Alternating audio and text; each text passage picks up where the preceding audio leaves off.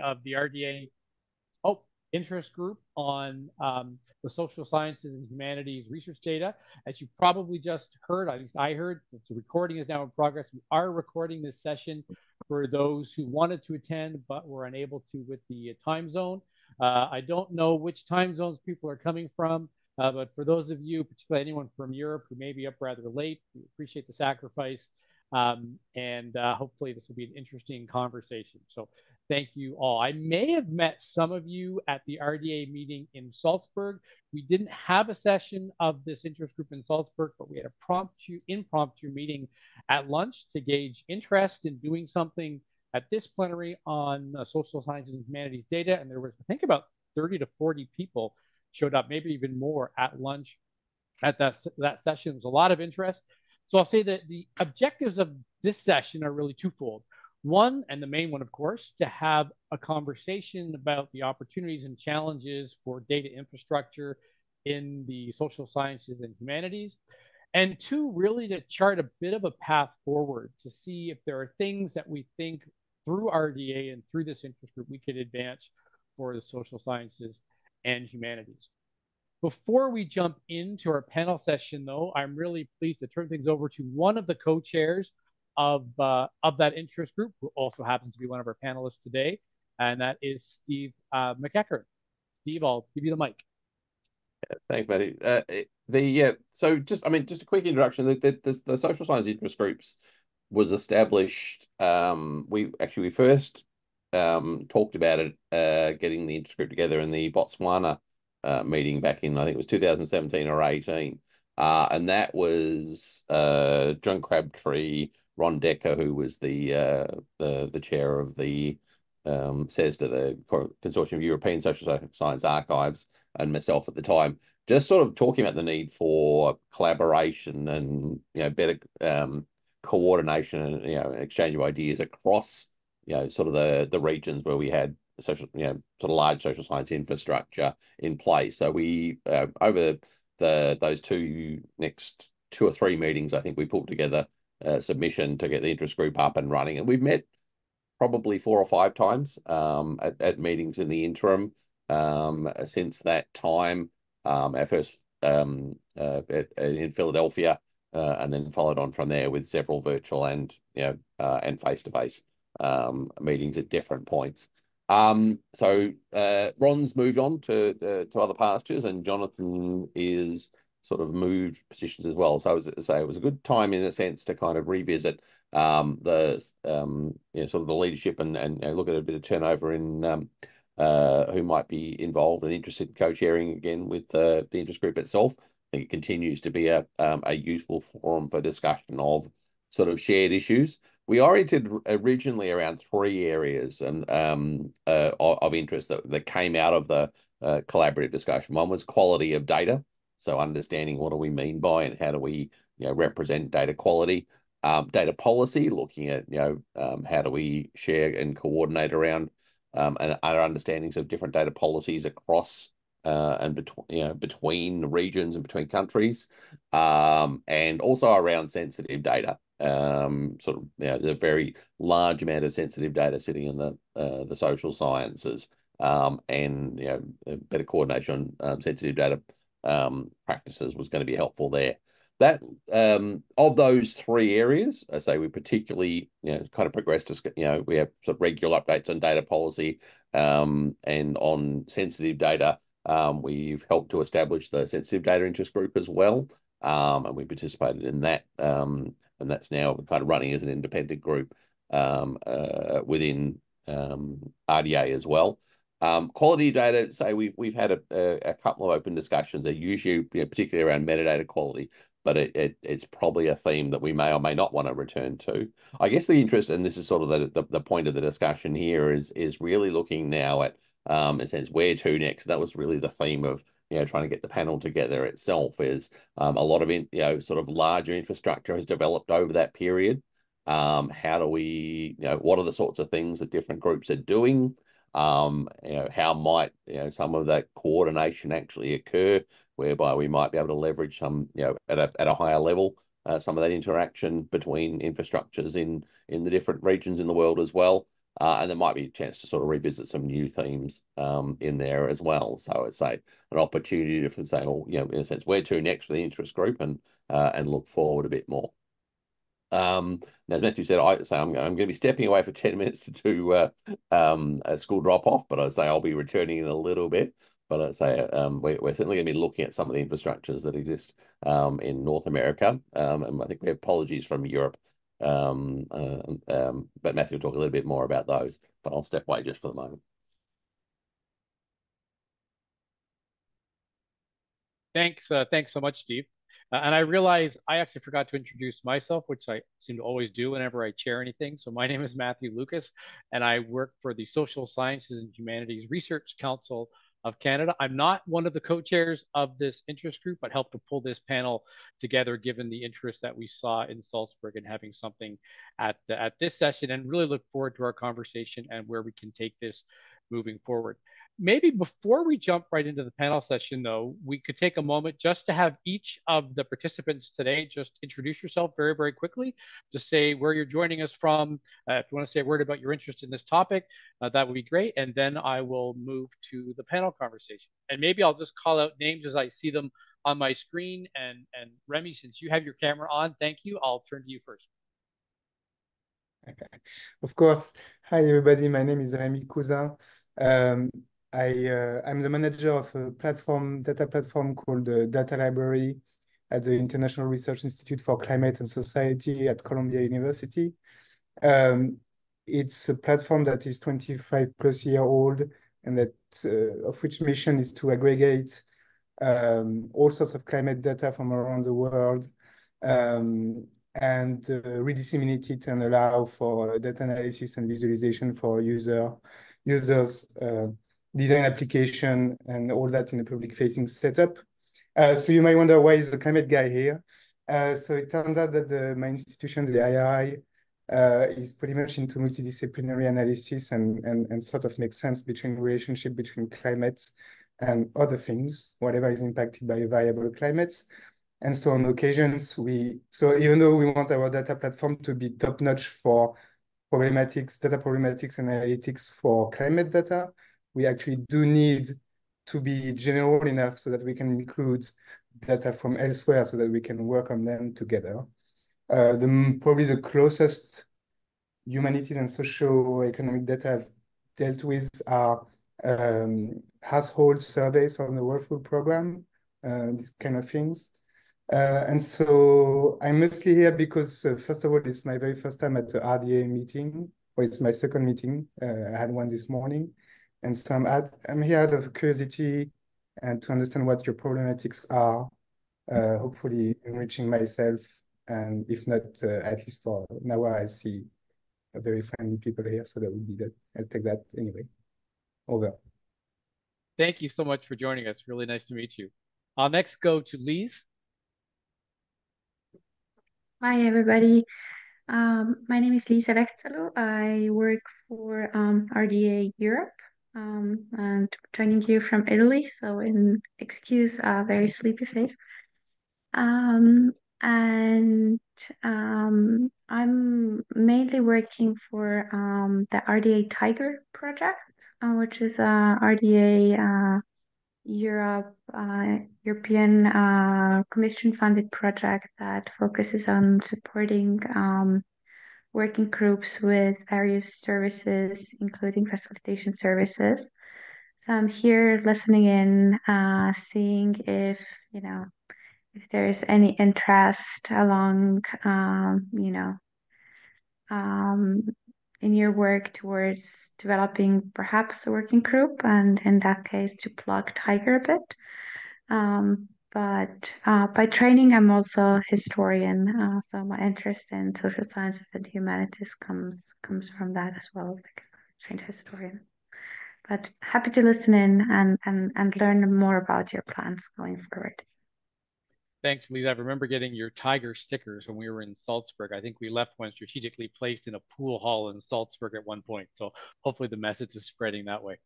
Next, I'll turn to Tom. Hi everyone, Tom Honeyman. I'm wearing two hats today. One is as the co-chair of the newly reinvigorated reproducibility interest group. We co-chairs are basically doing a passive consumption of the plenary this particular cycle so that we can report back at the next session about the crossover points between external activities and activities within the RDA that touch upon reproducibility. My day job is I am the solutions architect for the Australian Research Data Commons Humanities, Arts, Social Sciences, and Indigenous Research Data Commons, where we have projects or activities in specifically focusing on language data for linguistics. We have one that's about to start up called the Australian Internet Observatory. We have a project called Improving Indigenous Research Capability, which is all about implementing Indigenous data governance. We have a new project starting up looking at the footprint of creative output, which is called Creative Histories and Futures. And that's predominantly focusing on literary creative works and stage creative works at the moment, but then expanding out so we can understand both the footprint of creative careers, their output, and their impact on society. Sorry, that was a big intro for that one. I don't know. I like that one. And we are in the middle of scoping out a whole program area focusing on, well, notionally on social sciences, but actually it will be more focused on administrative data, census data, and so on, and probably health and well-being measures of that kind of nature as well. That's me. Thanks so much. Really great to meet you. Next, I'll turn to Stephanie. Good morning, good evening, good whatever. I'm Stephanie. I'm also from the Australian Research Data Commons. My main interest while I'm here is a couple of my colleagues and I are trying to set up an interest group on understanding and capturing the uptake of digital research infrastructures. And I thought I'd come here, see what you're doing, and see if there's any synergies, any interest in things we could potentially do together. I'll put the link to the group into chat. We had a session yesterday which went quite well, I think. We're trying to work on a charter. So if you're interested in that, shameless plug, please come and join us. We're just starting to really try and move towards endorsement through the RDA. So we haven't got a charter yet, so there's room for people to drive it. And in particular, we're looking for people from other regions because at the moment, this is an ARDC mostly event.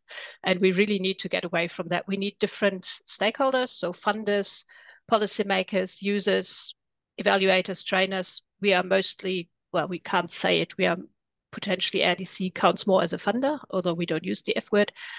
So we need people from different backgrounds with different roles, and in particular from different geographical regions. So we actually represent a little bit more than just the ARDC viewpoint.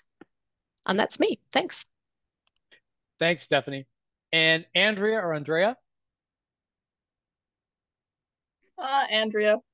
I'm joining from Canada. I was recently hired by the World Data System, so this is my first RDA, and I'm just sort of absorbing everything, trying to learn a lot. I'm attending here because my background is in digital humanities, so I'm sort of interested in the humanities side of the RDA sort of sessions over here. Great, really glad you could join us. And Alexandra, I don't know if Alexandra's currently sitting in an airport. I don't know if you have a moment to introduce yourself. Sure. Hopefully there's no announcements in the background, but I'm Alexandra. I work closely with Matthew at the Social Sciences and Humanities Research Council of Canada. I'm a policy analyst working on the implementation of our research data management strategy, which is, there's obvious crossovers there, and I'll leave it at that. And VP22 Zoom 1's name is Marion, and she's our technical expert today. So if anything goes wrong, she's going to hopefully try to fix it. She's probably going to leave at some point once because she said if anything goes wrong, it's going to go wrong at the beginning. So as long as we have a smooth beginning, we should be good for the rest of the event. So thank you, Marion, for your help. So we're maybe small in number, but I think we have an interesting number of perspectives to share across today. Again, we want to keep this, there's not that many of us, so we can be pretty informal in our conversations. So we are going to have three presenters talk first, and then we're really going to just open it up for some questions and exchange. As Steve said, unfortunately, one of our presenters at the last minute was unable to join us. So Dr. Bonnie Wolf Voynich from CESNA was unfortunately not able to join us today, but we are really pleased to have three other panelists who were able to join us. I'm going to let each of the panelists introduce themselves, and we're going to start with Natalie. I'm going to show the slides to keep it simple, and we'll progress through the slides as each presenter tells me next slide. So I'll share those slides while Natalie is introducing herself. Great. If you put the first slide on, that'll help me with my first task, which is remembering my name. So I'll kick off from there. I was really interested in what you guys said. I have a lot of overlap, so I'll be in touch on certain things. But okay, so my name is Natalie Harrower, and I'm the Executive Director of the Canadian Research Data Centre Network, which is a bit of a mouthful, but basically it's a network of research data centers in Canada, just to use the same words in a different order, it helps. We are a national digital research infrastructure. So Stephanie, I have interest in the group that you're setting up for social sciences and population health studies in Canada. So what we do, the primary thing we do is make available to researchers highly sensitive microdata from Statistics Canada and also some other sources. We have administrative data as well, some business data coming in and that sort of thing. But we also provide training, advocacy, knowledge mobilization, and that sort of thing to the community. But I have a much longer history. I've only been in this role for a year and back in Canada for a year. I have a longer history with RDA because prior to this, I led the Digital Repository of Ireland for many years. I was there 10, 12, something like that years. And that is a trustworthy digital repository for Ireland's humanities, social sciences, and cultural heritage data. So a little bit of overlap with some of the things you were saying, Andrea. So what I've done in a sense recently is I've moved from working in a very qualitative field with some social sciences data there as well, but qualitative social sciences like oral histories and that kind of thing, very much into the quantitative statistical world of data sharing, and gone from a place where, you know, with a certain degree of sunshine in our voices, we talked about open access all the time. And now I'm in a land where researchers are fingerprinted enabled in order to get the data. So there's been an interesting shift, and you know, and I'm trying to figure out how to best lead this particular group forward.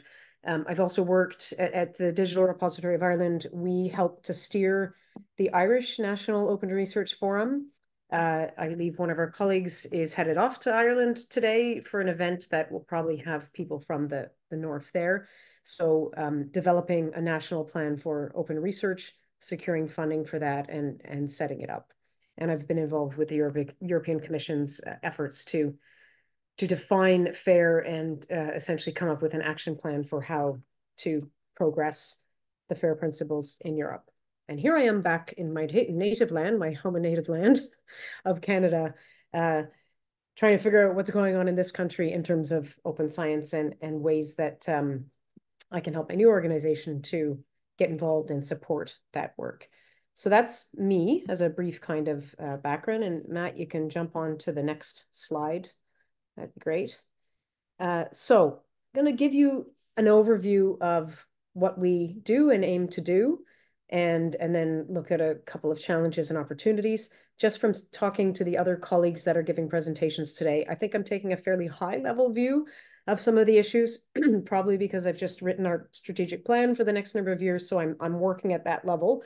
But I think there's a lot of detail in the things we need to progress as well that RDA is quite good at. So CRDCN was established in 2000.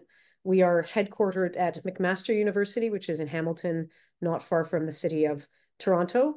Hamilton's also the traditional lands of the Mississauga and Haudenosaunee nations. But we also have, if you look up the top right there, 33 secure data facilities across the country. So we're in all 10 provinces and 1 territory in terms of actual RDC spaces, which means we're in the spread across the northern half of Turtle Island on traditional territories from many First Nations, Métis and Inuit peoples. Well, I have the plus sign there because we are in the final stages. I'm going to knock on wood as I say that with any big tech project of building a virtual research data center, which will centralize the way that the data pipeline works. And it's better for storage, for high compute power and all of that kind of thing. Better for communication amongst researchers working on collaborative projects. But also we are going to provide remote access to the data, so outside of these secure RDCs for the very first time. So it's a really huge undertaking. Anybody that's been involved in the network on this side is probably complaining about how long it's taken to get it together, but it's a big shift in the way things that take place, because if you can think about it from a secure and sensitive data perspective, we're going from something where the physical space and the checks on people coming in and out of that space are a very large part of the security measures, now to looking at how do you replicate that or try to build that from a digital perspective. We're one of 19 of Canada's major science initiatives, and that's a program funded by the Canada Foundation for Innovation, but we're also funded by Canadian Institutes for Health Research and by Matthew's group, the Social Science and Humanities Research Council. So funding from different sources that support the kinds of domains and disciplines of the data that we have. At any given moment, we have over 2,000 researchers working on live projects within the network, and around 1,250 projects, give or take, that are live at one time. So it's a pretty extensive network for its size, I think, in Canada. Over 200 data sets, looking at ways that we may be able to support other kinds of data that could work with the Statistics Canada data. So that's a bit of a longer term project. And to date, there's over 5,000 outputs of different sorts coming out of the network. Okay, you can flip to the next thing. So our data sets, as I said, our primary partner is Statistics Canada. We also have admin and business data. So I'm just giving a quick example on this slide. I think Matt will probably, or will share these slides somewhere after. They're probably already in RDA's hands. But a lot of big surveys, of course, the census being one of the most popular. And then we also have administrative records over on the right side of the screen. I won't read anything out.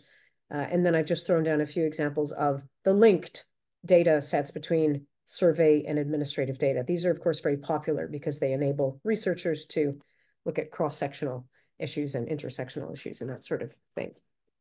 Okay, you can flip to the next slide. So this is just a slide just to give you a sense. Some of the knowledge mobilization activities that we do are to, is that actually the next slide, or was there one before? Just check, go back. No, oh, there is. Okay. No, yep, go back. Oh my God, I'm very impressed. I edited myself before I sent you the slides. I had another one in there.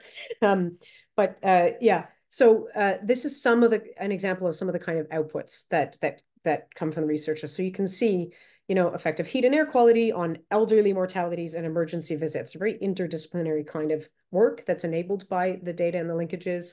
How well is cannabis legalization curtailing the illegal market? I sure hope it is, because Canada seems to be one large cannabis shop everywhere I go. Now that I've returned home, they're all over the place. So this is an example of the kinds of stuff that happen. One of the key things I think to say about the network is that we provide funding. So we are funded to help defray the costs for the universities for this kind of research. So researchers themselves do not pay fees to access the data. And I don't think there are many models that operate quite that way. We also work to do community building, support for, we've tried to support different communities of practice. That's a bit of an effort to going. I know RDA is working on that as well, conferences and that kind of thing. It's interesting, Tom, that you mentioned reproducibility, because this is the largest topic that I see coming up in the network in terms of what I would consider to be under the tent of open science practices in general. It's a fairly big topic, so that's of some importance. Okay, next page, next slide, please. Thanks. So as I said, I'm going to look at sort of high level challenges. Matthew was saying, let's look at some of the challenges, some of the opportunities that this group could address. So from my perspective, what I'm seeing right now are, I've kind of grouped these in a couple of different categories. So from an infrastructure perspective, so from the world of research infrastructures or digital research infrastructures, and looking also in our case from a kind of national facilities perspective, we're a little bit different than some of the really large infrastructures that are quite heavily based on labs and equipment. Our research is about people and processes and policies, more than it is about the kind of science that takes place using labs and heavy equipment. So the reason I mention this is that I think it's very interesting for us to operate in the social and sciences within this larger landscape of research infrastructures as one of these major science initiatives. But the scale of funding solutions and the complexity of decision-making processes are a little bit different because we're dealing with people's sensitive data. So there's a lot of things that come into play that aren't really at issue for other large research infrastructures. And then sometimes there are calls that come out from a funding perspective that they have kind of thresholds, minimum limits to be able to support actual physical infrastructure. And in our case, we may not need that much money at the very bottom level to replace all of the servers that we have, but you're kind of cut out because you're too low on that, even though the costs are really quite widespread in terms of time, people's time, the work that the StatsCan analysts do to support the project. So it's just a bit of a different model than I see, at least in some of the peers that I've been working with in Canada. Another challenge from a sensitive data perspective, there's a very strong sense that the risk of any kind of breach in terms of data or anything that could compromise the high security and the care that is taken to protect citizens' data, essentially. It's a very high perception of risk. So we operate in this environment where sometimes I worry that concern may make it hard to progress on other topics, such as expanding the kinds of data that are used or how they can be accessed and that kind of thing. So trust is not a ubiquitous concept, I would say, and we're trying to help build that. And data ownership, I think, is still a fairly key concept as well. So there's still lots of siloed data. Where it resides seems to matter. So one of the things I'm trying to work on is just in general, in terms of larger national advocacy work, is to try to move towards conceptions of stewardship and what are the different roles that organizations can play, where we can just let loose a little bit, loosen, I should say, the concept of where the data sits, and look at other ways to be able to share it. From a national perspective, one of the challenges is that I sense a lack of an ecosystem-wide coordinated approach to open science in Canada. We have all sorts of groups doing really good work. Shirk has done work on data management policy and is revising that and open access and that sort of thing. There's lots of different pieces going on, a lot of interest. But if I compare it to the place I grew up in terms of open science, which is in the European context, there's much more coordination to understand how the different pieces work together from a kind of system-wide level. So this I find also poses some challenges to moving certain pieces forward. So to borrow from RDA's famous slogan, one of the key things I see is that we have many more social challenges than we do technical ones, certainly when it comes to social science and humanities research. Okay, and then I think my final slide, the final one I intended to be part of this deck. So what are some of the opportunities, or what are some of the things we're looking for? And I'm curious to know, I don't know if this group is the right venue for these kinds of things. We'll discuss and we'll see where we get to. So I think we need, again, I see this as a sort of national issue in this case, but to me, borrowing from what works well in anywhere else internationally is the best way to go. So a need for a coordinated approach to research infrastructures, to road mapping these and looking at long-term investment cycles instead of project cycles, and ensuring that there's a very clear space for social science research infrastructures within that space, because I think we can often be seen as smaller, you know, not as expensive again in terms of the kind of hard infrastructure that's required. And I don't know, sometimes I'm not sure it's as easy to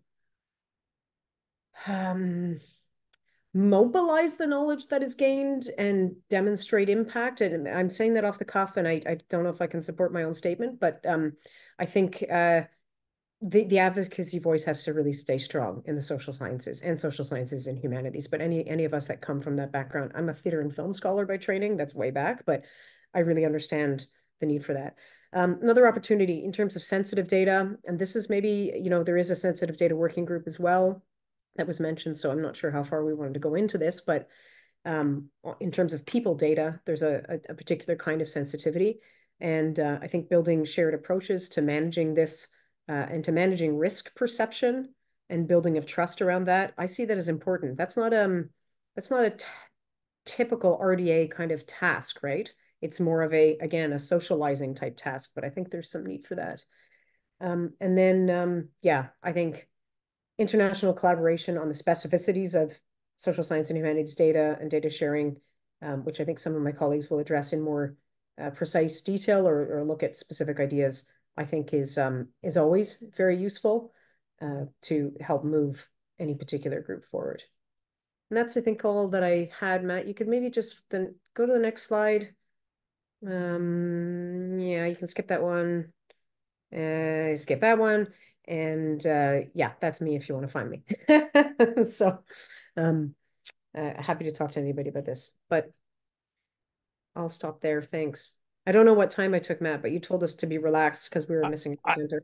Yeah, I think we can be relaxed with time. The time you took was the right amount of time. Okay, good. And I think you gave us a lot to discuss. We're going to jump right back into the next presentation, though, and we'll save the discussion time for after we've had all three presentations. So I'll turn things over to Maggie Levenstein right now, the director of the Inter-University Consortium for Political and Social Research. And Maggie, I'll give you a few minutes to introduce yourself, and then let me know when you want me to start moving through the slides. So I'll go to your first one right now. Yep, you can go ahead to my first one. I did not even put in a title slide because we were trying to put them all together. So you'll just have to remember who I am. My name is not here. This is actually really fun. And thank you, Matthew, and I think probably Steve for organizing this. Thanks, actually, and especially thanks for introducing the participants as well, because in these kind of virtual things, you often never have any idea who you're talking to. And it's actually really interesting to see and hear, and it helps me to kind of frame what I'm saying to you. So I'm Maggie Levenstein. I'm an economist in the faculty here at the University of Michigan. I am the director of ICPSR, and most of what I'm going to tell you about today really focuses on what ICPSR does, both, and in all the things that Natalie was talking about open data and sensitive data and data infrastructure. So I'll try and touch on each of those things because these are all issues that we think about a lot. Just to let you know, things I sort of didn't, I'm also, as I was saying to Natalie, I'm also the director of the Michigan Federal Statistical Research Data Center, which is sort of the equivalent of the Canadian Research Data Center. So that's our local one here in Michigan. And I've been involved with the RDCs for about 20 years. And we also host at ICPSR the standard application portal for the network as a whole. So if I get a chance, I'll put the link in for that so you can all see. It has, it's the single place where you go in to get access for restricted data from 16 different federal agencies. In the United States, everything is very decentralized. And so it's got about 1,500 data sets. And so it's for the federal government restricted data resources as a whole, but the application process starts with this portal at ICPSR. even though you access it, like in the Canadian network, either in one of our 30 locations, or we have a virtual network. And I'd be happy to talk sometime, Natalie, about everything we've done to make that work. Again, the social is, and you can see this so much with virtual. Everybody thinks that doing virtual requires technology. The technology is the easy part, right? We can all talk virtually and we can lock that down. We can make it secure. It is the social issues that are really challenging. So I'm also another hat I just thought I'd mention is I'm also on the scientific committee, something committee of World Data Systems. So I just wanted to say hi to my to the new person who's just joined World Data Systems. And the other thing I want to mention for the Australian folks who are working on the Australian Internet Observatory is I'm on the advisory committee for something called the National Internet Observatory. We don't put names into things because we're in the United States, we just say right? Anyway, the National Internet Observatory is the U.S. one. It is a data infrastructure that is funded by the National Science Foundation under its infrastructure project, and it is creating an infrastructure for people to access social media data. We also have a similar another social media data thing I'll talk about later here at ICPSR. So that's kind of my background. Now let me tell you about what I actually came to tell you about, which was ICPSR. So ICPSR is a consortium of about 825 institutions around the world. I would bet that all of you are at institutions that are affiliated with ICPSR. We are a data archive that was founded in 1962. We focus on social, behavioral, economic, education data, very, very broadly defined. We have, the slide says 19,000. We actually have 20,000 data studies, 250,000 files talking about sensitive data. About 10% of our studies have some data that is restricted, and that's almost always to protect confidentiality. And another thing I want to just sort of give a shout out to that makes the ICPSR collection special, I think, is that we have a bibliography of data-related literature that is that contains the citations to studies that use ICPSR data, so that those studies become metadata for the studies that we hold. And there are about 110,000 publications that are in our collection of our bibliography. Next slide. So what does ICPSR do? And again, I'm going to say some of the things that you just heard from Natalie. I'm going to try to get through some of this real quickly because this is just kind of what we are.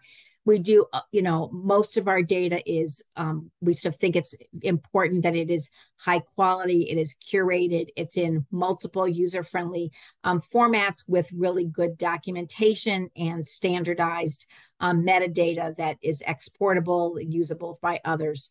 In terms of protection, increasingly, we pay a lot of attention to sensitive and restricted data. And we have multiple strategies for safe research using sensitive data. I actually have to say, I almost never use the term open data. And there are two reasons for that. One is that a lot of data, social science data at least, when it is used responsibly, it has to be used in a way that is more restricted than than you get the idea of when thinking about open data. And that's how we're responsible to the human beings that are in our data. And so I talk about safe data and the 5 safes, and I talk about fair data as in it is accessible. We want research to be reproducible. We want it to be transparent. But that's different from open. I have to say the other reason that I don't use the term open, and this gets to another thing that Natalie was talking about, is that people think that open means that it's free. And it's not free. Somebody has to pay the bills. And it's really important for us to think about funding strategies that promote accessibility. Funding strategies that take a price tag off of the data do not necessarily promote accessibility if that means that the data are not don't have good documentation, are not preserved, are not fair, they're not findable, they're not accessible. So free data is not fair data. And if we can make fair data more accessible in a way that lowers the price in responsible ways, I'm 100% in support of that. But I think that when people talk about open data and they just mean, oh, don't put a dollar price tag on access, that means that they're living in a very privileged world where they can presume a lot of things about access that actually cost resources. So that's kind of my, all right. I was going to say get off my soapbox, and I'll be on a soapbox for the next 20 minutes. So anyway, we also, as some of you may know, ICPSR offers the ICPSR summer program in quantitative methods of social research. We have about 1,000 people who come to Ann Arbor, Michigan every summer, or now actually also participate virtually. We've been running the program hybrid since 2020. Where we teach people about both statistical analysis and data management. And so that's what the summer program is. Next slide, please. So how does ICPSR support fair data? As I mentioned, this is an example of from one of our 20,000 study homepages. We have high quality metadata and documentation. We have persistent identifiers, DOIs for all of our data sets. We provide usage metrics so that people know how many people are using their data. They know how many publications have come out using their data. That's useful both for data depositors. It incentivizes data sharing, and it provides useful information for people who are looking for data.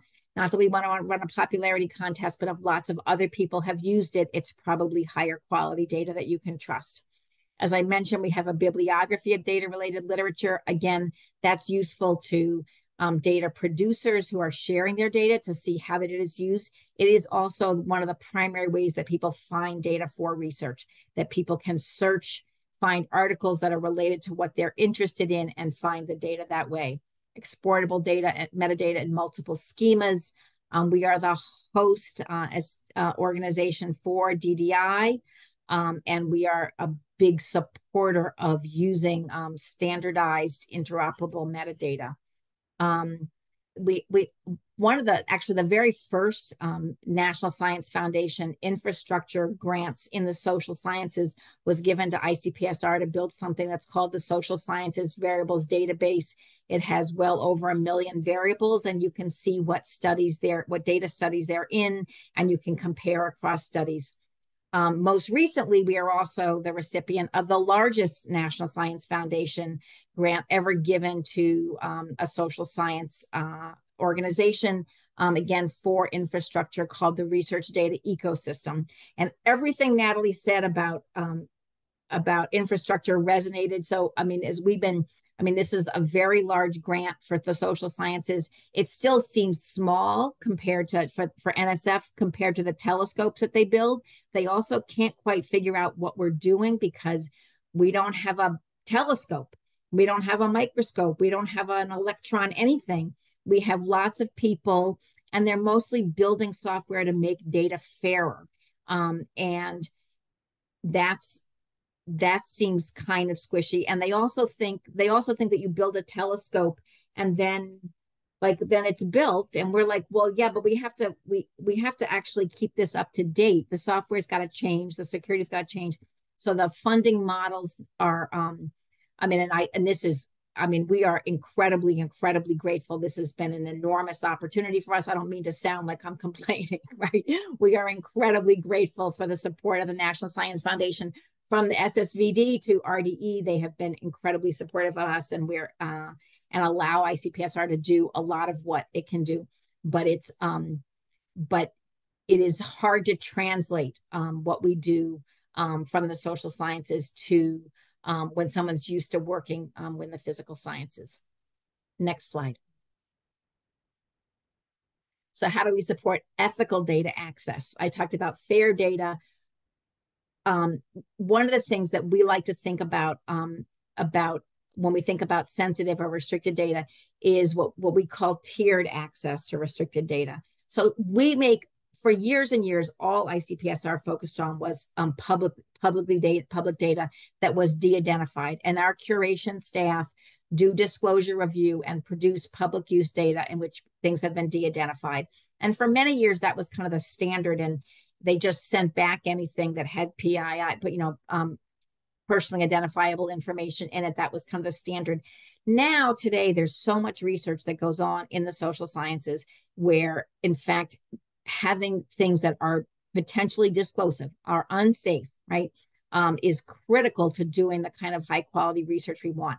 That comes up because people want detailed geography in order to understand. If we're talking about climate change, we need to know where you live and how you're coping with your local climate reality. And we have people working on that. But that means you need detailed geography, and that makes the data more sensitive, less safe. People are also increasingly linking data resources. And this is true not just in the social sciences, but across all the sciences. But in the social sciences, when you're linking data, you're often linking either on geography or on, again, Maggie Levenstein or my social security number or my, I actually was trying to work with the University of Michigan hospital system to give us access to all of the patient names and the nicknames, because we want to get a better understanding of how people's nicknames change over time in order to do higher quality record linkage, especially with populations of different ethnicities that have changed over time, and the standardized nicknames might not work as well in contemporary record linkage. This is very sensitive data, right? We're not doing this. This isn't going to be open in any way that people would think about open data, but it's incredibly important to making sure that we represent populations across data when you're engaged in data, engaged in record linkage. So we have multiple ways of accessing data. We de-identify for public use data. We have encrypted downloads. We have a virtual data enclave, which Natalie was talking about. I think they call them TREs in British. They don't speak English there, I guess. Anyway, no. American. We speak American. So that's a trusted research environment. We also have a physical data enclave, like the RDCs have. So I think increasingly we're going to see people moving toward virtual enclaves. I think they can be made safe with a combination of both social and legal and technological controls.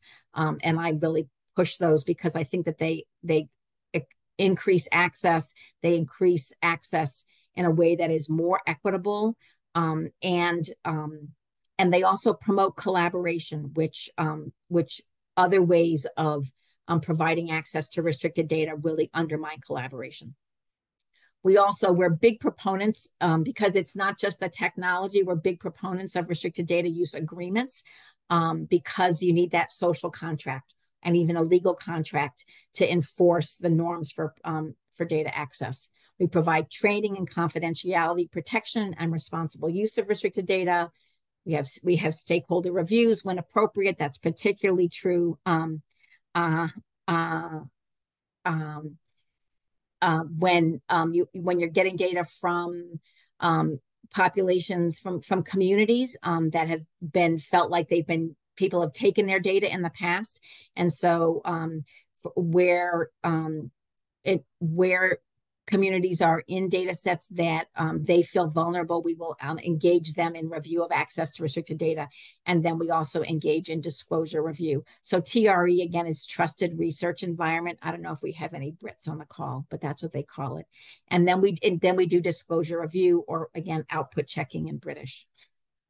I was prepared for our Europeans, or are the Brits still considered Europeans? Okay, next slide, please.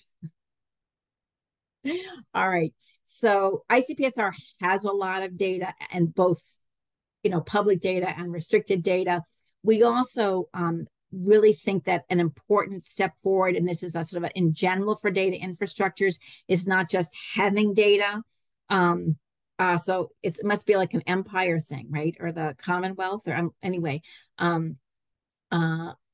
trusted research environment. So that I think it's very important that for social science data archives infrastructures, and probably well beyond social science, that we also think about, again, how to provide access, not just how to have data here, but in fact, what the RDCs in Canada and the United States do is they have the data sits in one place and the people are all over. So increasingly, ICPSR is thinking about that model. Our social media archive is like that. We have some data that sits at ICPSR, but we also provide access to data that is held on platforms, in particular from Meta.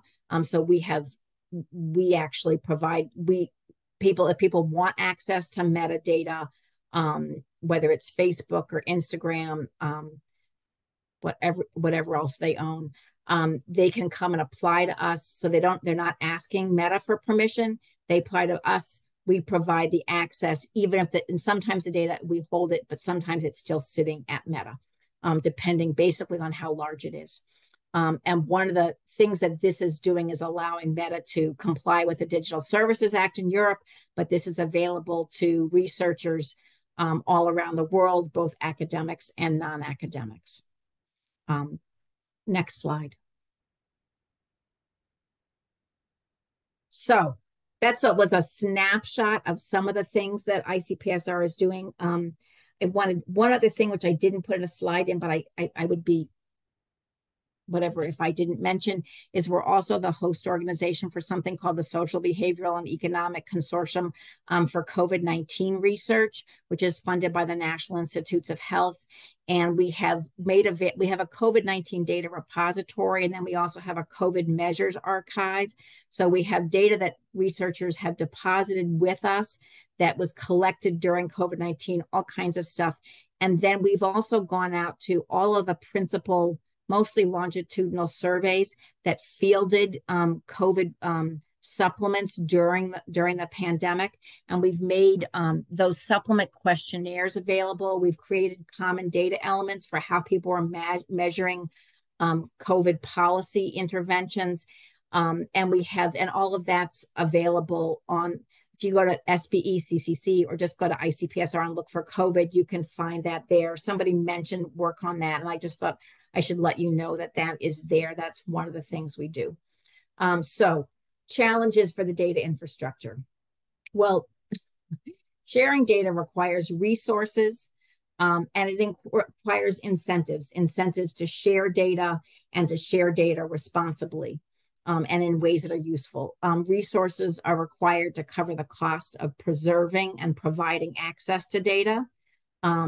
It always makes me a little bit jealous when I hear about people, Steve talks about like national data strategies. In the United States, we don't have this. We have policies that have been coming out from the office of the White House Office of Science and Technology Policy, from our national funders, NSF and NIH, promoting data sharing, but most of it doesn't come with money attached. So they're policies and strategies, but not checks. Preserving and protecting data is expensive, especially given the increase in size and sensitivity of data. And I think people think that because data is ubiquitous, somehow it's free. And that is just not true. High quality, interoperable metadata is expensive, especially if you want metadata to make data fair, right? If you want to be able to find data, if you want data to be representative, it costs, right? I think one of the things, again, people increasingly think that AI can sort of bring down the costs of like, oh, we can create metadata in an automated way.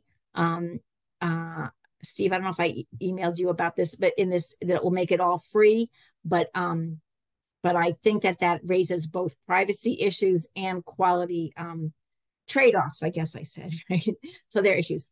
There are also resources. It costs resources to cover the cost to researchers to share their data. And then for researchers, you also have to think, and I think this is incredibly important, to think about the incentives that they have to share their data, to produce data and not, silo it, not keep it to themselves. And that requires treating data as a first-class research object. And that means by the academy, by scientific societies, by funders. I think that's something that this is a place where I think RDA can really be an important advocate I feel like I've been saying data is a first-class research object for the entire time I've been director of ICPSR, and I still every day talk to people who like, oh, I have to write that down. I've never heard that idea before. I think we need to, if we're part of a scientific ecosystem, we really need to talk about how data is an important part of that. Next slide. So challenges. I only talked about challenges, opportunities. Well, obviously data are everywhere. Digital trace data covers nearly every aspect of human existence, right? So if you're interested in studying human existence in some ways, there's been no better time in human history, right? Because you don't have to read, like decipher letters. And, I actually was an economic historian. I've come out of archives covered in dust because that's what it takes to read old papers, and you don't have to do that anymore, right? I want anything, it shows up on my. So again, record linkage, which I talked about earlier, allows integration for fuller, more complex analysis, more interdisciplinary analysis of human behavior, of interactions among human behavior, among individual humans and their communities. We can study networks, we can study relationships. All those things are transforming social science. But then I said turning non-design data into research data. I think I'm supposed to stay on opportunities, but again, it's not simple, right? If we want to take this digital trace data or administrative data or whatever it is we have, we need to think about things like the representativeness of the data. Who is it that is in the data and who's not there? The context in which the data is created is often missing because it's not designed with documentation of the context. That's something which says, what can you infer from this about a population of people, about anybody? These are all critical to high quality social science research and are too often ignored as social scientists and data scientists embrace data abundance. It's like, if we have a lot of data, I don't have to care about the context in which it was created. I don't need to have metadata. Increasingly we see people who think that quantity can be substituted for quality, and I'm all for using big data, and we need to invest in making it high quality research data.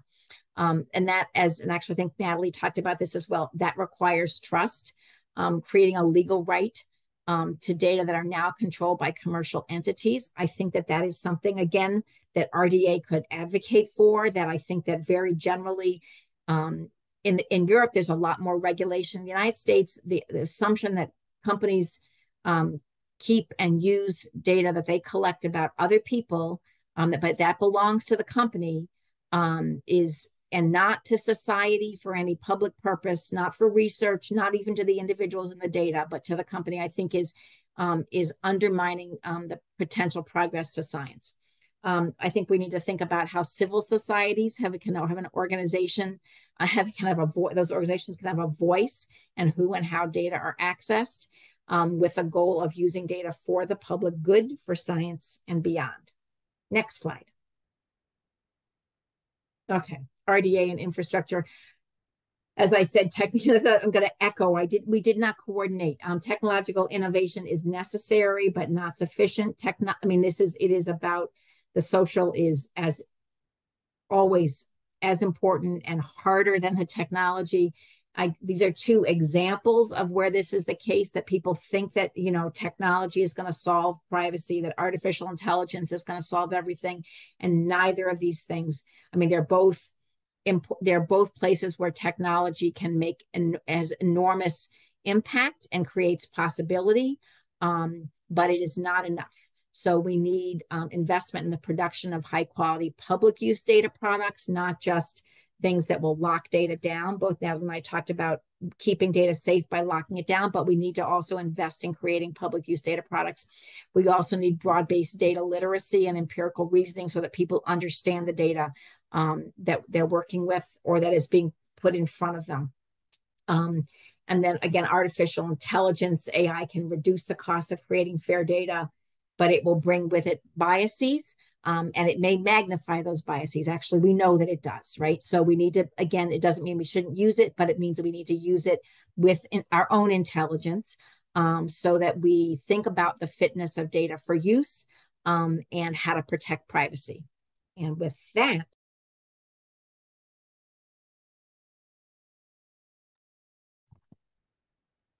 thank you, Maggie. With that, we'll hand the mic over to Steve for the final presentation. Thanks, Maggie and Matthew. I'm just going to put a quick statement in the chat, just reflecting on Maggie's point about artificial intelligence.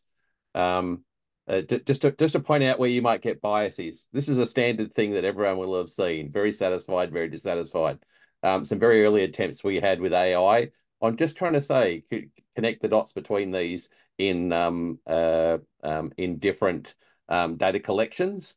As I say, which of these categories are matched? It tended to be that the algorithms, just at a first pass, would more closely associate very happy and very unhappy, and happy and happy together, because essentially, if you take the difference in the spelling between the two, there's, say, 2 characters difference.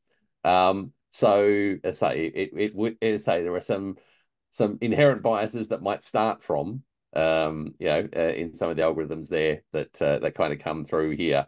So, I mean, that was a very, blunt force attempt, at it, but it was a very, illustrative case very early on of where AI might not be as helpful as we would otherwise have hoped. Okay. So ADA, I'd say, I mean, ADA was actually established, if we go next slide, Matthew, in 1981. It was part of the reason was in Australia there was an interest here in actually establishing something quite similar to the ICPSR. It's actually and the UK Data Archive and a couple of others. It's I've read the original documents that are there, and that was the inspiration for it. So ADA is a bit over 40 years old now. We have about 5,000 and getting up towards 6,000 data sets in about 1,600 studies now. And we cover sort of a range of the social sciences as well. And it sort of comes from multiple sectors, mostly academic and government sector. And we've actually had quite a role in, tended to focus more not on the open data, but on those that actually do require some degree of mediation. So quite a lot of involvement with government sector these days as well, and to some degree with the private sector. Next slide. Where do our users come from? Well, our users are international. I'd be interested to sort of compare, let's say one of the reasons the interest in in the looking at broader collaboration is we actually look at our user base. Researchers, often interested in their own country, but they're interested in other countries as well. Comparative studies and so forth. It's been my argument for a long time. The reason that the social sciences does pretty good data sharing is that we want to compare us to something, to somewhere else. To do that, you need to be able to share data to compare between our place and some other place. So, I mean, we've been running for 40 years. We've been on the web for about 25 years, but I've written to say this is sort of the user stats in the last 8 years since we moved to the Dataverse system. We have about 13,000 users running down the right-hand side. This is actually a slide I prepared for presenting to some colleagues in Europe in the CESDA group. About 8% of our users are from Europe, about 10% from North America, 5% from Asia, and then other parts of the world. And we get a mix of sectors as well. Universities, government researchers are fairly active in our space as well, and a mix of undergraduate, postgraduate, and communities. And so, say the usage that you have is national, but it's also international. And so thinking increasingly about sort of integration and collaboration becomes a key part of that process. Next slide. I've sort of highlighted here our operations because it sort of gives you a sense of what it is, what's the parts of the archive itself and what does it involve. So we have a director, we have a technical team, an archival team, an access team, which is and then we have project management, and Tom was kind of referencing some of the House of Research Data Commons. I think we've contributed to that through the IRIS project here, and there's a ANZ lead, which is a political science collection as well. But often we're doing a lot of, as Maggie points out, capital investment projects, not recurrent expenditure. Operational expenditure is an interesting part there. But these are the sorts of mix of what we do and who we support. And this is the sort of resourcing that we have to then, sort of enable as part of that. So we've got, between 10 and 15 staff, depending upon, sort of project activity and so forth at any given time. But we also rely quite a lot on national infrastructure as part of that. So the national computational infrastructure is one of our 2 tier 1 high performance computing facilities. Happens to be based upon the same campus that I'm on in Canberra. The Australian Access Federation is our international EduRoam single sign-on provider that's there, and we do a lot of collaboration with ARDC, where Tom and Stephanie are, and others as well. But so that national infrastructure does provide a pretty a level of integration that makes some things possible. So, for example, we don't, other than desktop machines to run systems, to run interaction with systems at ADA, we don't have to run any directly IT infrastructure. It's entirely managed through the national computational infrastructure, and then we're resourcing interactions with those. So there are different models for doing this internationally, and how you can leverage those. Next slide. So as I say, we're an archive similar to ICPSR, to some of the CESDA archives in Europe.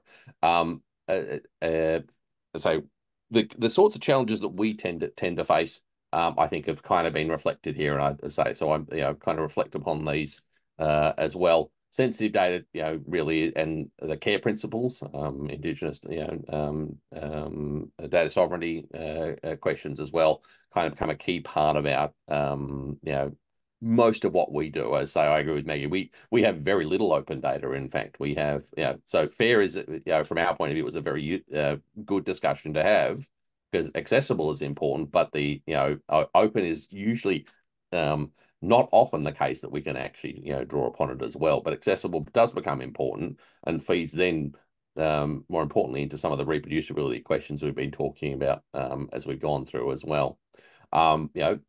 Dealing with research ethics and consent, and how do we provide support for that. Looking at mechanisms for managing identification risk, and we've done quite a lot of work on that. Maggie talked about sort of tiered levels of support and access. That becomes a key part of how you deliver access to data within systems. We do have accessible data. Looking down the bottom here, where can you access data from becomes a key challenge, and providing models that manage the risk and utility trade-off. So the more risky the data, the more it has to be secured, but the more infrastructure you need to actually support that. The less risky the data, the more you can kind of spread it around, but the less useful it is. So that this real trade-off that you have to manage, and say it can go all the way down to TRE, secure environments, etc., and inter-enclaves as well. And how do you sort of manage that continuum of the types of access you provide? The other one that and this has been a big part of the work that I've done, sort of working with Tom and in the HASS Commons, is data integration as well. Some of the bit, and this will be both a challenge and opportunity for me, that I'll flag on the next slide here. Connecting data, it increases the utility of data, but increases the risk at the same time. And so it also actually increases, and I think Maggie kind of reflected on this, challenges for interoperability. What I can do with the data is good. What someone else wants to do with the data, and to be able to automate or at least semi-automate the way they interact with that, is much, much harder. And we've been doing quite a lot of work with the IRIS project, quite a lot of work in looking how far you can get with that, and and it does require a very high level of curation and processing to get it to a point where it's not actually about humans being able to understand the data. That's easy. Machines being able to understand the data, that's the hard challenge, and it's essentially the scalability challenge that we're going to deal with, I think, into the future. Next slide. But as I say, at the same time, data integration is a challenge and an opportunity. So there's real value. All, fundamentally, it's, the really, really interesting research that's going on is about bringing a lot of data together in very interesting ways. You can't answer your questions by relying upon, single data sources for the most part these days, particularly connecting to administrative and digital, great spelling error there, but digital trace data, call it what you will. We're talking partly social media here, but spatial collections, data coming off devices and so forth, and the risks that come associated with that. But that's a pretty interesting part of understanding, things like time use, studying time use, and be able to follow, spatial traces of where people go during their day. Gives you a pretty good indication, for example, of the how people might spend their time and what that might mean for the sort of resources they have available to them. But also, I think then qualitative and quantitative content as well. And this is sort of brings us into the world of another part of how we think about the use of AI and large language models is, how do we most effectively make use of connecting qualitative content, which is a much bigger challenge actually for particularly social science archives, connecting qualitative content into the sorts of infrastructures that we have here. I think there's some very interesting ways of doing it, but being able to use AI to support some of that, in a sense, some of the objects, the file objects we have in qualitative collections are probably much more amenable to the sort of the existing large language models than the some of our quantitative content in some ways. But I'd say I'll put that on the table for there. I think the last slide is just a context slide. I'm going to stop sharing these slides now. And a huge thank you to our 3 presenters. That was incredibly rich. I was jotting down notes feverishly. And if we look at the intersection of issues and challenges and opportunities, I think we have panel sessions for the next 10 years of RDA. So whoever's chairing 10 years from now will be very thankful for the group that presented today.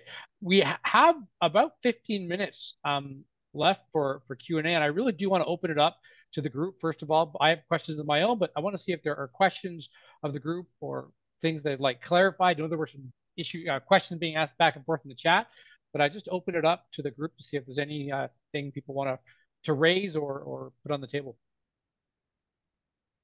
If you want to, I mean, we're pretty informal here, so you can either put your hand up physically and I can see you, or you can use the raise hand icon if you wish by going into the section that just disappeared for me. There's a gesture section somewhere down there, but I think turn on your camera and put your hand up is probably the easiest thing to do.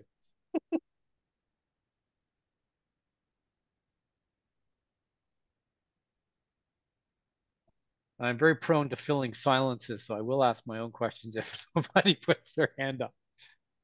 And I have a few I want to talk about. So one of the things that has drawn me to the data group is, or the issues of data, particularly in the social sciences and humanities, is I've been leading our work in the Canadian funding agencies on data management. And so very intrigued to hear the talk about FAIR, which I know RDA has been all about for many years, but also this question of open versus controlled access. And I imagine that question differs, particularly whether we're talking about data coming from a national statistical agency, which may be very sensitive, but also is probably of a higher quality, perhaps, than some of the data that researchers are pulling themselves, which may have, less clear metadata standards, or well, maybe not. I see Maggie shaking your head there, but also could have some hidden sensitivities that we're also not aware of. I'm wondering if, and so as we're thinking about, we're in the process of implementing a data deposit requirement, so that the data directly linked to articles has to be deposited in a repository. And one of the things we're coming up against is that some of these repositories are saying, well, we have an open data mandate, so if it's deposited with us, we want it to be open, which, given that what you've just talked about raises certain challenges. So I'm wondering if you want to reflect a little bit more on this question of how do we approach not open or controlled access data particularly from a social sciences perspective, and how you might approach a data depositing requirement, if you might have one in your own jurisdiction. And I'm happy for anyone to jump in, panelists or others that have experience in this area that happen to be participating today. We don't. It's interesting to say in Australia we don't have a formal, must. There's a should recommendation, which, but I don't think it's, don't think it's been particularly, paid much attention to be honest. As I say, that's at the, in a sense, the federal research grant level. As I say, there are specific cases where it's a requirement of an output requirement. I think what's probably pushing it more is two things. One is, in a sense, increasing disciplinary expectations. And the second, I think probably is what was coming to mind there? From journals. So it's not the funders, it's the, if I want to publish, I've got to put it out there somewhere. So it's those sort of two things coming alongside it. So it ties actually back to the sort of the reproducibility and open research agenda. I think is probably really where it's come from there. I can remember I think it was PLOS One when they started moving to their requirements for public accessible data and materials. We saw a notable jump in the sort of the approaches about dissemination. Maggie, I don't know if you have a comment on that. We've been watching the OSTP memo, and as that's slowly been rolled out, a lot of the focus is on the open access side, not as much focus, but on the data access side, which is very much also a part of that memo. Yeah, so we often call that the Nelson memo. After Alondra Nelson. So for those of you who was the head of the Office of Science and Technology Policy when that was issued. So I would say a couple things. So first about journals, ICPSR, and I don't know whether you have this as well, Steve, has several journal repositories that are devoted to providing a space for data sets that are associated with published articles. We have these for the American Economic Association, for several other economics journals, the Journal of Economic History, the Western Economic Association, also for the American Education Research Association, and anyway, a couple others. I'd say there are a couple things. One is, I think in general, when journals have a policy requiring sharing for reproducibility, it's very important to say that there should be an exemption for making those data publicly available if it's confidential data where that is prohibited, or in some cases where it's proprietary data and that's prohibited. That if you do publish an article that uses such data, you can still make it clear where the data came from and what the process is for getting access to the data and what the code was that you used to analyze the data. So there can be reproducibility even when there's protection of the data. If I also, when I'm done, I'll put in the link. There's something which we're involved in called DataPass Journal Editors Discussion Interface, which is a forum for journal editors, which is designed to really promote data sharing and sort of help journal editors develop best practices. And I'll put the link in there in case anyone's interested. So I think that's important. I think one thing to keep in mind in thinking about, well, two things to keep in mind when thinking about sharing data associated with journals. One is that oftentimes what people do for a journal article is to take a bunch of data from lots of different places. And so what you have are a bunch of data fragments, if you like, that come from different places. And again, best practice is not to encourage people to sort of save fragments of data, but to encourage them to provide persistent identifiers to where those data come from, and make that available. Again, it supports access and reproducibility without creating fragmented data floating around. I think that's just something to keep in mind. We actually have one repository that is just for pieces of the panel study of income dynamics. PSID is a longitudinal study that's been going on for over 50 years. They don't want people to put pieces of PSID around the world, but lots of people use PSID to publish articles. And so if you do, you're supposed to put it in the PSID repository at ICPSR, so it's all in one place and people can see and they can get back to the repository. So that's one thing. The second thing I wanted to say, and this is particularly since Matthew was asking the question, and Steve was saying that funders aren't usually involved in this. This is usually journals that are pushing this. I think one of the challenges that I've seen for journals is that, you know, the top journals in a field can require that people share data. A journal that is not a top journal is very reluctant to put in such a requirement because people won't submit to them. They'll submit someplace else that doesn't require transparency, that doesn't require reproducibility. So you could imagine that funder pressure could encourage that to say, well, if you're writing an article and you got funding from the agency, that's also part of that, whatever journal it goes to, right? That there has to be some kind of transparency and reproducibility. And I think that kind of message from funders would reinforce what journals want to do, but it's hard for journals. It takes a lot of work for them, and they're constantly having to nag. I mean, even the top journals that do this, it's a lot of work. So reinforcing that message from funders, I think, is important.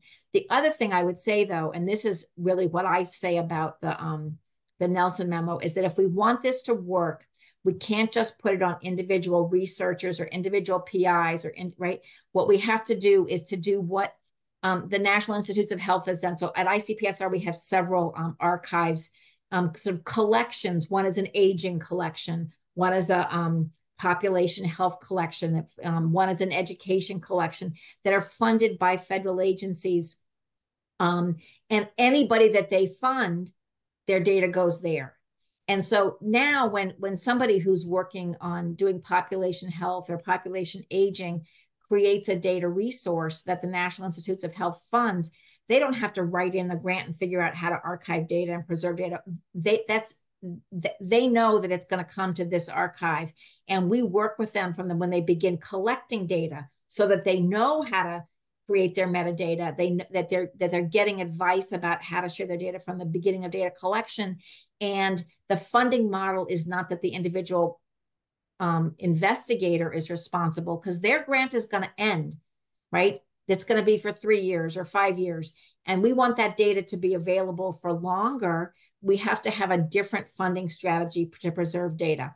So, and I think that people often think that the way that you implement something like the Nelson memo is by putting in, a requirement, a mandate, often an unfunded mandate, onto individual researchers. I think it's better to build research infrastructures with people who have the knowledge, the expertise, to preserve data, to make data fair, and then make that a resource that's available to researchers that will amplify the value of the research that they're doing. It's not a mandate anymore. Now it's a resource for making available to you to make your research more, higher impact. I know we're technically almost at time, but if people have a few extra minutes, I know people may have to leave, but I'm happy to keep the conversation going if people have a few minutes, and maybe I'll turn to Tom. I see your hand up. Hope you're on mute. I don't know if I can do this in a couple of minutes, but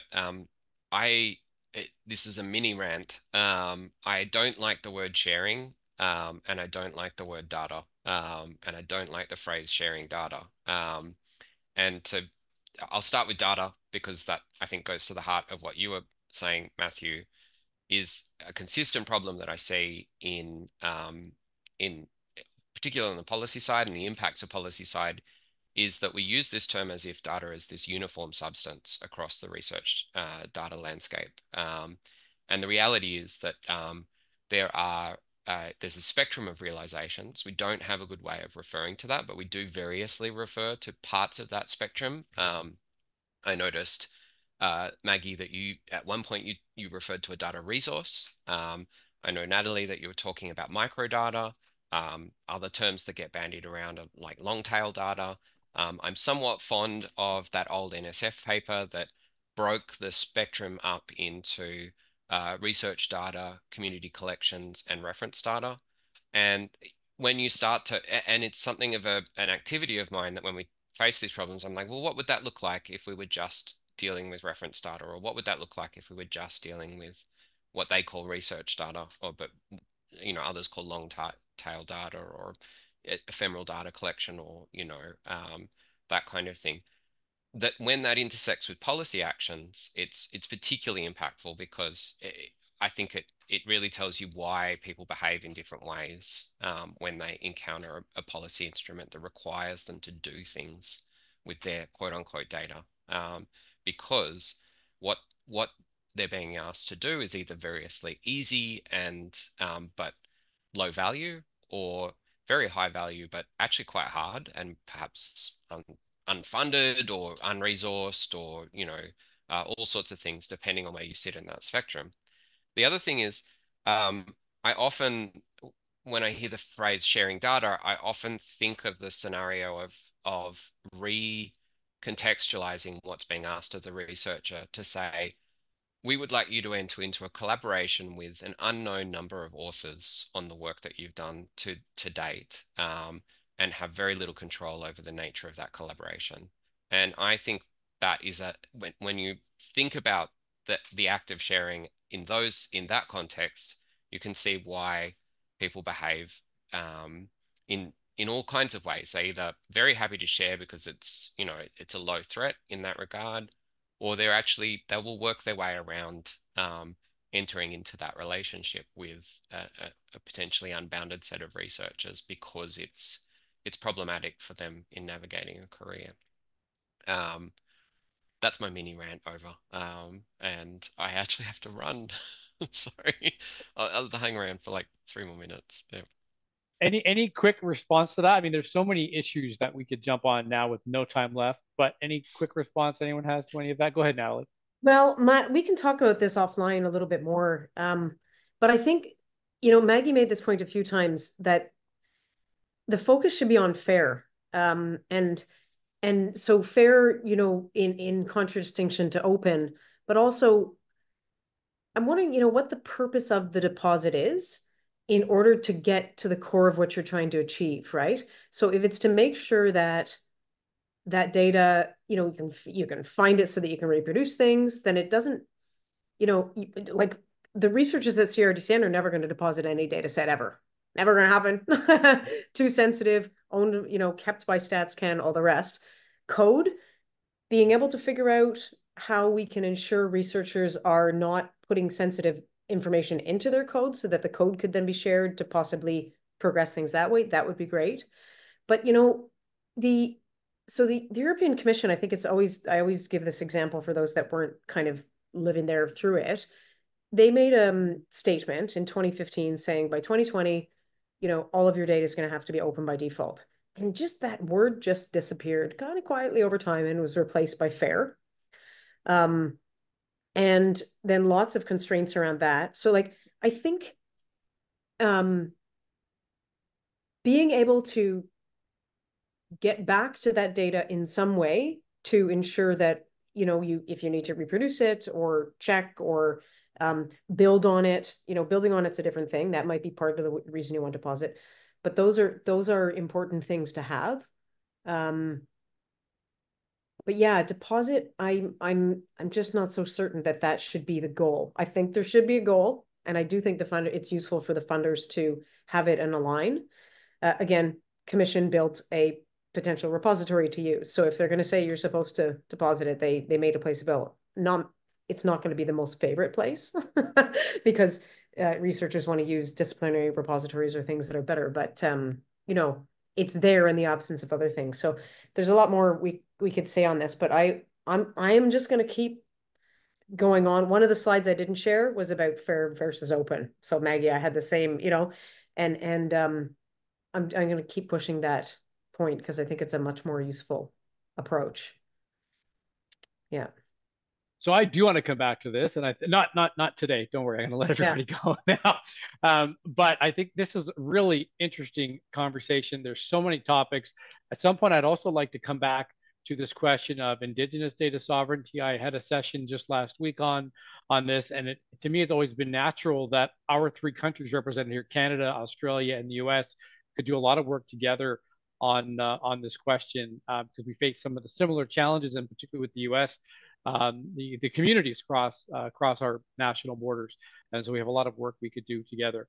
So I think there's lots of opportunities for us to keep looking at how we can move forward on the social. I don't know if this is actually the social science and humanities interest group. Steve, I may have added humanities in there, but I think maybe it's natural to think about them together. It's probably worth saying something quickly about that, which is we tried that originally. In fact, when we were trying to establish the group, and we met in Philadelphia. We were encouraged to do that. And but there wasn't a whole lot of engagement that occurred at that point in time. We got some from there was particular languages community that was a little bit active at that time, but not particularly engaged, and it just didn't come through. It's something that again, that could possibly be returned to there.